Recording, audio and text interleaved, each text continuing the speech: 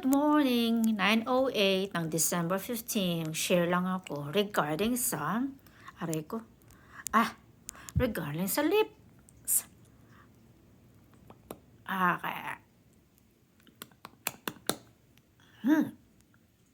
ayun, ito yung aking everyday use. Masalo na pag halimbawang trabaho. Kasi ngayon, 'di ba, taglamig na. Taglamig na. So gumagamit tayo ng mga lip balm. Minsan nga nakakita ako ng lalaki sa nag-ano siya ng labi niya kasi nga sa sobrang lamig nagche nag bukod sa na nagda-dry na yung labi natin, nagka-crack pa 'pag halimbawang dry na tapos bigla tayong ngingitim, bigla namang magsasalita, magka-crack. Ang sakit kaya sa ano, sakit kaya sa labi 'yun. And then last year pa, sabi ko ayoko na ng lip balm, ayoko na ng mga over the counter na lip balm kasi ano siya. Ang nangyayari nito 'pag halimbawang maglalagay ako, magpa-hydrate ako, ang nangyayari nito, yung skin natatanggal lang siya, pero still nandodo'n pa rin yung crack. Sabi ko magpalit kaya ako. Nakita ko yung mga lip oil, unang-una yung mga lip oil ng NYX. Kaso yung NYX puro mga dark colors, yung puro masyado siyang red, masyado siyang brown katulad ng mga nagamit ko na. Then sabi ko palit ako, mag-iba ako, magtingin ako. So gumamit ako ng L'Oreal. Ang ganda gamitin ng L'Oreal, talagang meron pa siyang para siyang meron pang mint sensation, ganyan. Now, ngayon kaya ko sinasabi kasi 'to, yung husband ko nagrereklamo din siya dun sa ginagamit niyang lip balm. Kasi nga pagkapahid niya, para bang yung balat ng labi niya nandodo'n tapos nagcha-chop. Iba parang ba hindi ka komportable nagcha-chop siya.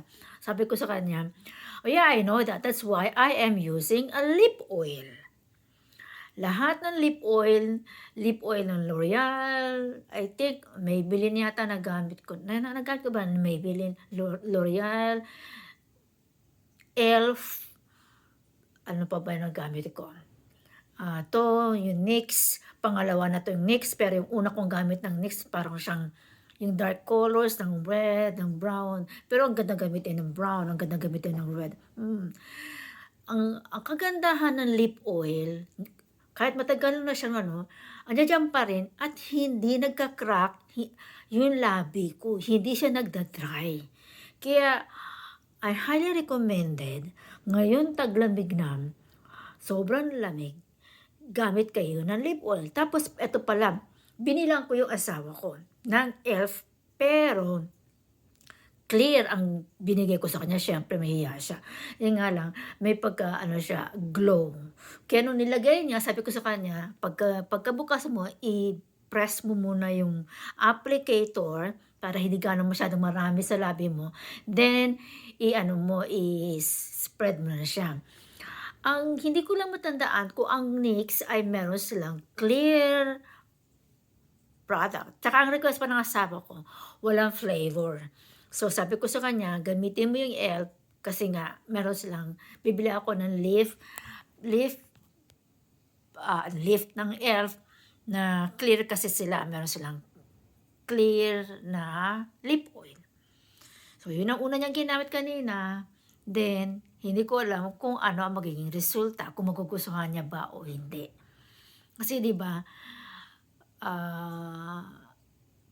nagtatagal kasi yung lip oil sa labi.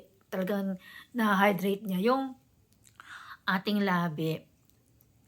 Naha-hydrate niya yung ating labi at siyempre matagal bago ka mag-apply. So dapat gamit kayo ng lip oil, lalo na 'tong taglamig. Bye-bye. That's it. Use lip oil, any product.